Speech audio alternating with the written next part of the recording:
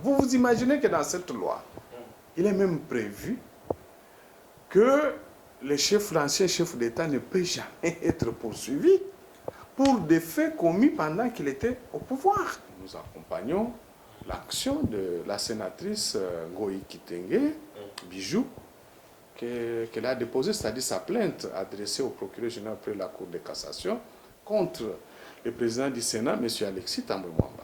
Nous soutenons cette action parce que c'est l'exercice d'un de ses droits fondamentaux. Appuyez sur le bouton. Bienvenue dans votre émission que vous appréciez, Actu Plus. Actu Plus aujourd'hui, j'y reçois Maître Georges Kapiamba, l'un des juristes connus en République démocratique du Congo et le président de la CAJ. Avec lui, nous allons parler de l'actualité politique en République démocratique du Congo. Covid-19, désengorger les prisons, c'est une question qui est à l'actualité aussi. Une question qui a été débattue au niveau du Conseil des ministres. Et le nom de Vital Kamerhe fait parler de lui aussi également. On ne sait pas c'est quoi son analyse. Il va nous en parler. Maître, bonjour. Bonjour. Covid-19, désengorgement de prison, ça fait polémique déjà. Quelle est votre analyse? Alors, nous avons adressé une lettre au Premier ministre, c'est-à-dire la CAJ, avec copie au président, aux autres autorités, plus hautes autorités judiciaires, pour donner notre position par rapport à cette question.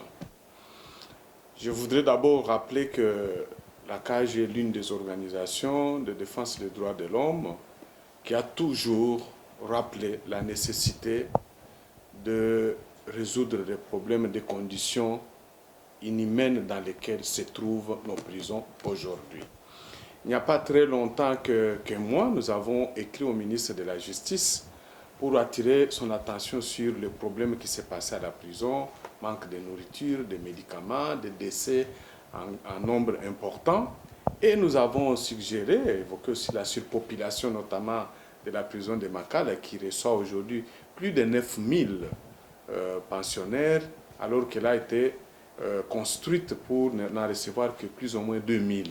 Wow. Nous avons attiré son attention avec des copies aux autres autorités sur l'urgence à faire construire rapidement une autre prison pour la ville de Kinshasa aux standards internationaux, ainsi désengorger la prison de Makala. Et aujourd'hui se pose un problème urgent. Stopper ou prévenir la propagation de Covid-19. Il faut une mesure conjoncturelle. En rapport avec ça, elle est urgente, on ne peut pas attendre la construction d'autres prisons. C'est la raison pour laquelle, après avoir pris connaissance de la lettre du ministre de la Justice, adressée il y a 3-4 jours aux procureurs généraux des cours d'appel de Matete et de Kinshasa-Gombe, dans laquelle il leur demande de prendre des dispositions pour libérer les gens, mais en mentionnant, en mettant en exergue certains noms, notamment de Vital Kamerhe, de M. Jamal. Et par la suite, comme vous l'avez mentionné, les 4 du mois en cours, le Conseil des ministres se réunissant a aussi, au cours de leur débat, discuté de cette question et mis le vœu à ce que les prisons soient désengorgées. Et nous avons lu le compte rendu, c'est sur l'exposé du ministre de la Santé et celui de la Justice.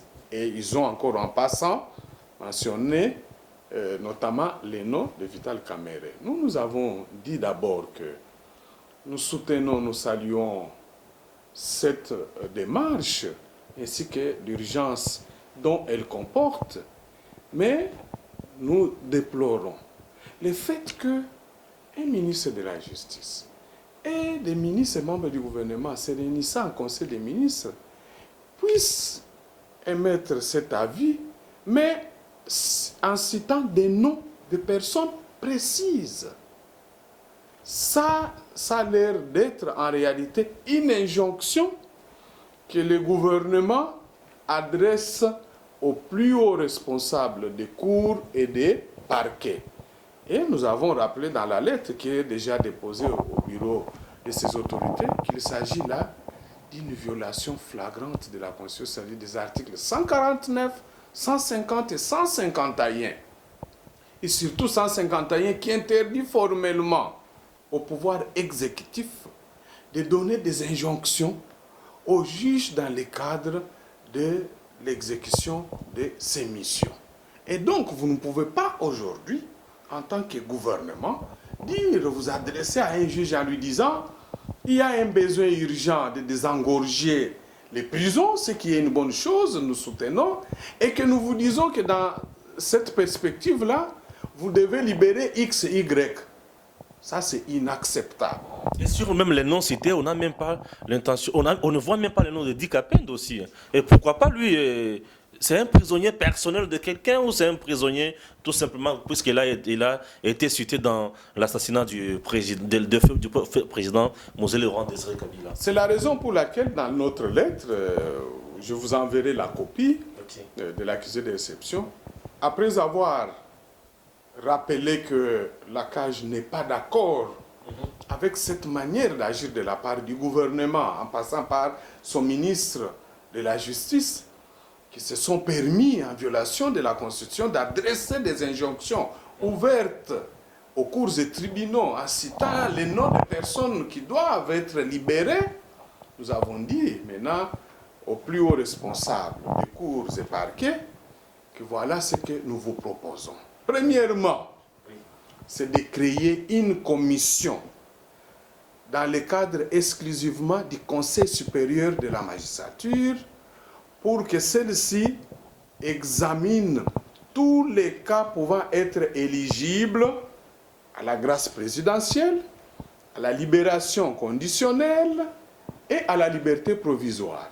Deuxièmement, nous avons insisté pour que la commission puisse travailler dans ce cadre-là en respectant les principes d'égalité des chances pour prévenir toute discrimination telle que prévue par les articles 12 et 13 de la Constitution. Ça veut tout simplement dire quoi?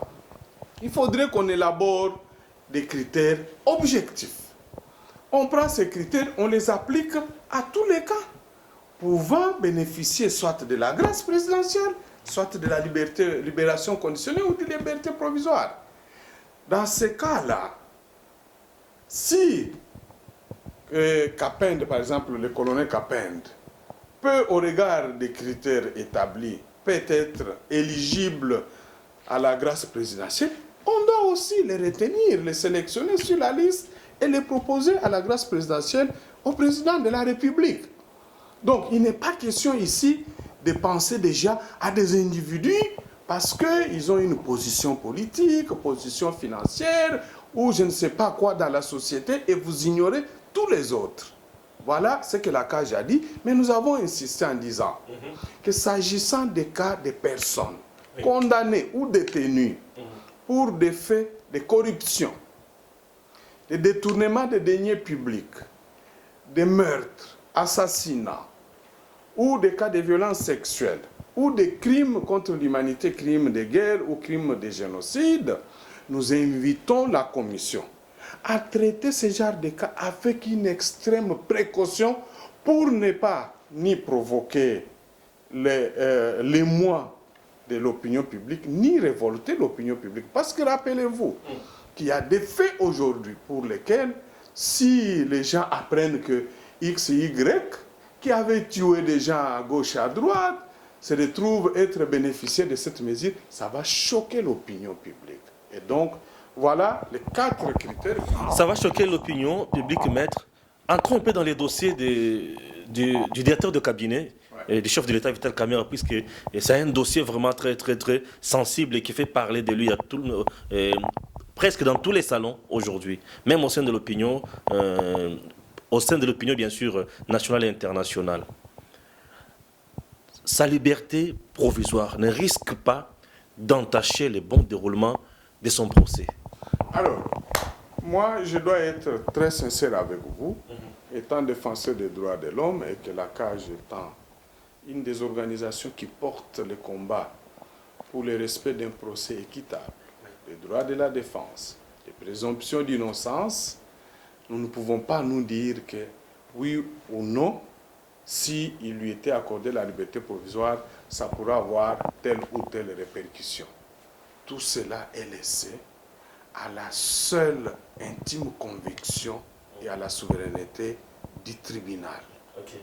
Comme aujourd'hui Vital Kamerhe et les deux autres, notamment Jamal, sont déjà envoyés devant leur tribunal, leur juge compétent, le tribunal de grande instance de Kinshasa, Gombe, il reste à ce tribunal d'examiner le moment venu et statuer en âme et conscience. Un autre point, puisque là nous sommes en train de parler des cas de détournement, d'enrichissement illicite, voire aussi de la concussion, audit lancé déjà ou instruit pour l'ARVIA, GOPAS et consorts. Est-ce que ça vous intéresse? Est-ce que c'est important? Est-ce que c'est opportun? Là, le président ne fouine pas puisque lui il avait refusé de fouiner. Non, c'est-à-dire que je pense qu'aujourd'hui, il faut que nous puissions tous comprendre qu'est-ce que les Congolais veulent. Très bien. Et le président ne peut qu'obéir, s'adapter à la volonté populaire, d'autant plus que lui-même a inscrit son mandat sur ce qu'on appelle aujourd'hui peuple d'abord. Okay. Qu'est-ce que le peuple congolais veut? Le peuple congolais voudrait qu'enfin l'impunité de personnes qui étaient considérées comme des intouchables, des personnes qui s'estimaient, se considéraient être protégées par des structures politiques ou des structures financières, que cet état des choses cesse. Ceux qui ont touché, qui ont manipulé l'argent de la République, l'argent du contribuable congolais, qui l'ont mal manipulé, qui s'en sont servis ou en ont affecté à leurs fins personnelles, à leurs propres besoins, c'est-à-dire à leur propre ventre et aux besoins des membres de leur famille biologique et politique, doivent en rendre compte. Et le président ne peut pas rester insensible, notamment sur le cas de la RVIA. Le cas de la RVIA est l'un des cas sur lesquels la CAGE, nous avons travaillé avec d'autres organisations, même les médias. Okay. Nous travaillons d'ailleurs avec un journaliste qui est un peu spécialisé sur les investigations. On s'est rendu compte qu'il y a beaucoup de détournements à la RVIA, c'est connu de tout le monde. Comment pouvez-vous imaginer aujourd'hui que la RVIA, qui a perçu il y a plus de 10 ans les GOPAS, l'argent très facile, ils ont engagé beaucoup d'argent, l'argent des parkings, l'utilisation, l'exploitation de notre espace aérien par les différents vols ou compagnies, puissent aujourd'hui dire être incapables de payer les salaires des agents. C'est inconcevable. Voilà pourquoi nous soutenons, nous appuyons les instructions du président de la République et nous les félicitons parce que là, il a entendu les cris du peuple d'abord.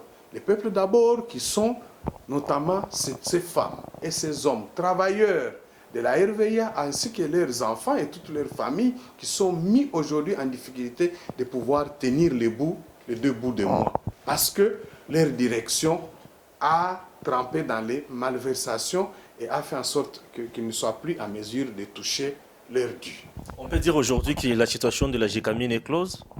Non, mais la situation de la GECAMINE n'est pas close. La GECAMINE ne fait que nous révéler autant. Les derniers, vous avez suivi la cession de la société, une des parties importantes de la GECAMINE, la STEL, qui est une des branches qui doit exploiter les terrils. Les terrils, c'est un peu les déchets qui étaient tout le temps extraits du traitement de cobalt et de cuivre, mais qui étaient gardés parmi les remblais de la GECAMINE en vue de pouvoir les retraiter plus tard parce que contenant énormément de minéraux là-dedans. Mais on a constaté que la direction de la GECAMINE a procédé à des manœuvres frauduleuses pour tenter à faire soustraire cette partie importante de la GECAMINE pour céder à des individus. Et nous savons qu'il s'agit d'une société chinoise. Et nous attendons seulement que nos activités reprennent suffisamment.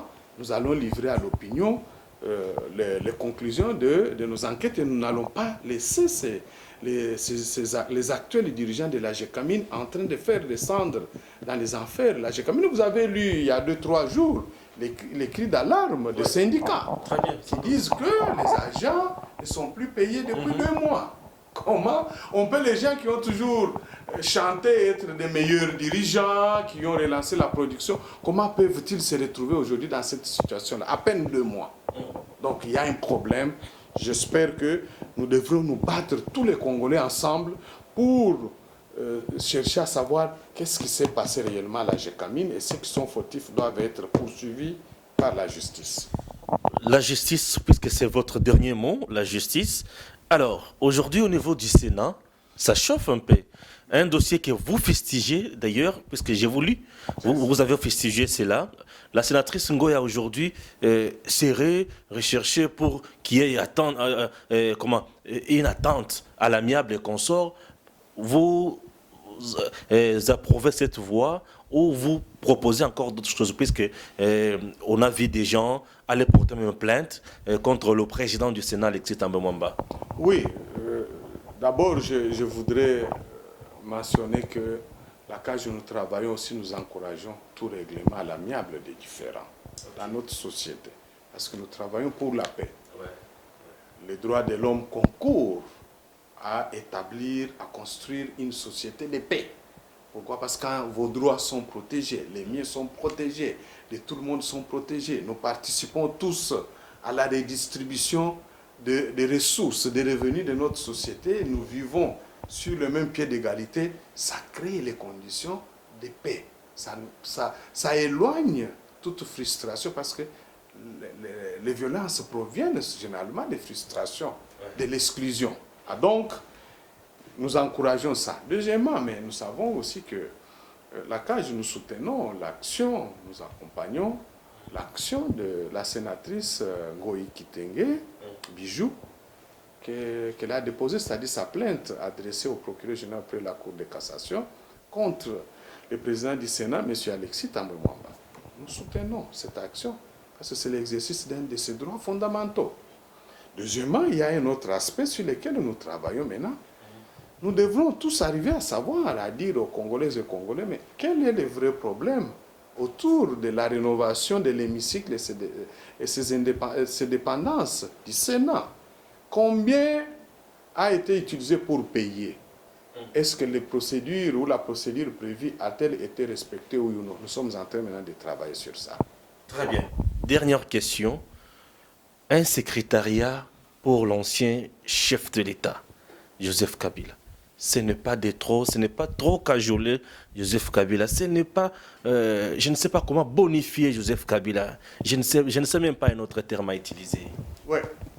Bon, d'abord, nous ne voyons pas les choses seulement par rapport à Joseph Kabila, parce que c'est une loi, il y a les fondements, c'est une loi qui a été adoptée, une loi taillée sur mesure. C'est pour cela que vous voyez dans notre lettre, nous disons que c'est une loi inconstitutionnelle. Vous vous imaginez que dans cette loi, il est même prévu que l'ancien chef d'État ne peut jamais être poursuivi pour des faits commis pendant qu'il était au pouvoir. C'est incroyable ça. Donc même pour des crimes graves, s'il a eu à y participer ou à les ordonner, on pense qu'on peut comme ça lui assurer une impunité totale à vie. Non, c'est une loi inconstitutionnelle. Tôt ou tard, nous sommes en train de nous battre. Il y a le professeur Ndjoli, les députés, avec d'autres, nous sommes en train de nous battre. Nous espérons que nous ferons modifier cette loi, la faire annuler. Deuxièmement, le secrétariat. Mais c'est sans opportunité aujourd'hui, surtout pendant cette période de Covid, où le pays est à bout de souffle parce qu'on n'a pas de moyens, toute l'économie est par terre. Les agents et fonctionnaires de l'État sont presque impayés, ou ceux qui sont payés sous un salaire ou une rémunération modique. Alors qu'il faut essayer d'augmenter des ressources, en trouver à gauche et à droite pour ne fût-ce que résoudre les problèmes des Congolais. Mais on pense qu'on peut encore avoir de l'argent pour commencer à payer un secrétariat d'un ancien chef de l'État pour qu'il travaille. Il va contribuer à quoi? Aux activités publiques de l'État ou quoi? Donc nous disons que c'est inopportun, et je me félicite de toutes les meilleures réactions qui sont venues, qui nous sont parvenues à la suite de la publication de cette lettre, et que dans les jours à venir, nous allons engager d'autres actions pour faire échec à cette entreprise diabolique, parce que qui vise tout simplement à faire gaspiller le paix des ressources des Congolais. Merci. Nous sommes arrivés à la fin de notre entretien, bien sûr, avec Maître Georges Kapiamba. Vous l'avez compris qu'il était sans complaisance plutôt. Il nous a parlé à cœur ouvert et c'était sans gants également. Maître, merci. C'est moi qui vous remercie. À très bientôt. Appuyez sur le bouton rouge.